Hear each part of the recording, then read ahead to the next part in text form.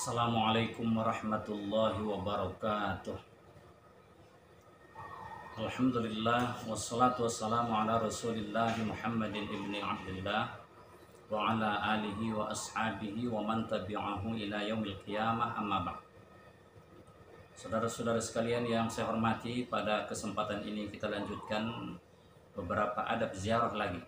Telah kita bicarakan di antara adab ziarah yang penting kita perhatikan, di antaranya adalah menutup aurat bagi laki-laki maupun perempuan. Yang kedua adalah tidak memakai pakaian-pakaian yang mewah sampai ke masalah sandal. Oleh sebab itu, ibu-ibu, saudara-saudariku yang punya kebiasaan bila keluar rumah memakai perhiasan, diharapkan ketika ziarah tidak memakai perhiasan itu, karena di sana bukan tempat bermewah-mewah, tapi di sana tempat merenung. Kalau kita suatu saat pasti akan seperti itu. Yang ketiga, bagi perempuan tentunya harus mendapat izin dari suami atau wali. Oleh sebab itu dijaga benar-benar adab ini. Yang selanjutnya, di antara adab yang penting dalam berziarah ini adalah mengucapkan salam secara umum ketika hendak memasuki pekuburan. Salah satu yang diajarkan Nabi Shallallahu Alaihi Wasallam. Begitu kita sampai di daerah perkuburan, maka kita ucapkan salam. Boleh memakai salam, Assalamualaikum ahlad diyar minal mu'minin wal muslimin wa inna insyaallah bikum lahikun. Nas'alullah lana walakumul afiyah. Boleh dengan kalimat Assalamualaikum ya ahlal kubur dan lain sebagainya. Ada beberapa yang diajarkan Nabi Shallallahu Alaihi Wasallam. Ketika kita memasuki daerah perkuburan, ucapkanlah salam untuk keseluruhan. Itulah salah satu di antara manfaat menurut para ulama. Seseorang itu lebih baik dikuburkan di pekuburan umum daripada di pekuburan sendiri atau pribadi. Mengapa? Kalau di pekuburan umum, orang yang ziarah banyak. Begitu datang dia ke pekuburan, dia mengucapkan salam secara umum, maka orang yang ada di pekuburan itu akan mendapatkan. Kalau di kuburan pribadi, itu biasa yang berziarah sedikit, hanya keluarga saja. Oleh sebab itu, salam untuk mereka, doa untuk mereka lebih sedikit. Maka sebagian ulama mengatakan lebih disukai seseorang dikuburkan di perkuburan umum daripada di pekuburan pribadi. Namun tidak salah kalau dibuat di pekuburan pribadi. Ucapkan salam. Sebenarnya tidak hanya ketika kita mau berziarah baru mengucapkan salam. Andaikan kita melewati pekuburan juga kita dianjurkan mengucapkan salam. Mau siang, mau malam sama saja. Kalaupun tengah malam kita melewati pekuburan, mungkin sekitar pukul 2 malam, kita tetap disunat mengucapkan Assalamualaikum ya ahlal kubur. Kita lanjut saja, tidak perlu ditunggu mereka menjawab salamnya. Kemudian masuklah kita ke daerah perkuburan. Setelah sampai di daerah perkuburan, setelah sampai kita di tempat yang ingin kita ziarahi itu, dalam kitab I'anatul Talibin dijelaskan disunatkan bagi kita mengucapkan salam secara khusus. Contohkan di sana seperti Assalamualaikum ya abi, Assalamualaikum ya ummi. Kalau dibahasakan kita, salam untukmu ayah, salam untukmu ibu, sebagai pertanda kita datang menziarahi dia secara khusus pada saat itu. Jadi kalau mau dibuat lebih mudah, karena kita bukan orang Arab, banyak yang mungkin tidak paham.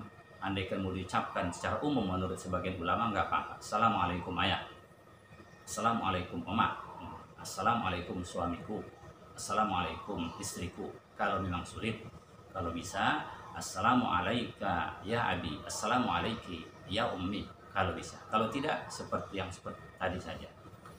Tapi jangan gara-gara diartikan langsung mau kita ajak ngobrol. Umpamanya Assalamualaikum ya abi, saya tidak bisa pak mengucapkan itu. Maka dia bilang Assalamualaikum ayah. Jangan ditambah lagi, bagaimana kabar ayah, sudah lama tidak berjumpa. Ini tidak boleh. Udah ucapkan saja salam. Itu pertanda kita datang ke tempat itu menziarahi dia. Kemudian daripada itu, di antara adabnya lagi adalah jangan menginjak-injak kuburan, jangan melangkahi, menduduki, bersandar pada kubur. Kecuali di saat kita ingin menziarahi suatu kubur, kita tidak bisa sampai ke sana kecuali dengan melangkahi kubur ini karena padat, maka pada saat itu dibenarkan kita melangkahi kuburan itu.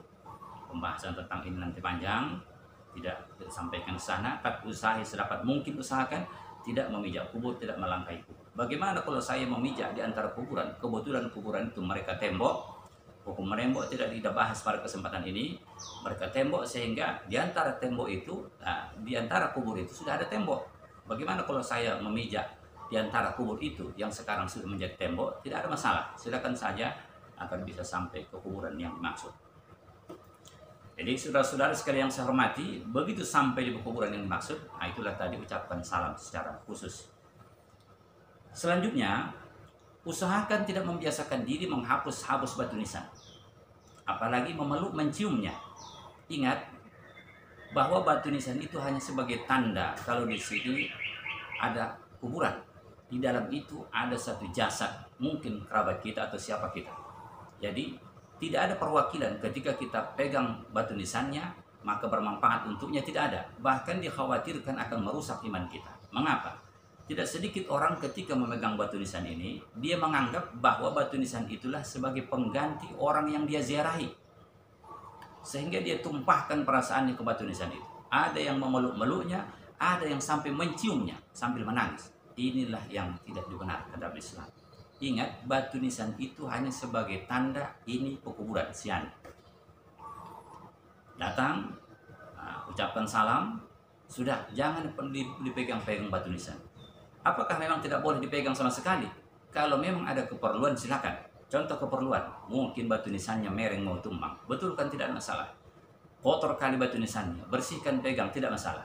Tetapi jangan gara-gara ziarah kau pegang batu nisan, mau pulang pegang batu nisan, apalagi dipeluk-peluk dan lain sebagainya. Tidak ada manfaat sama sekali. Yang dikhawatirkan imanmu rusak dengan batu nisan yang kau pegang-pegang, kau hapus-hapus itu.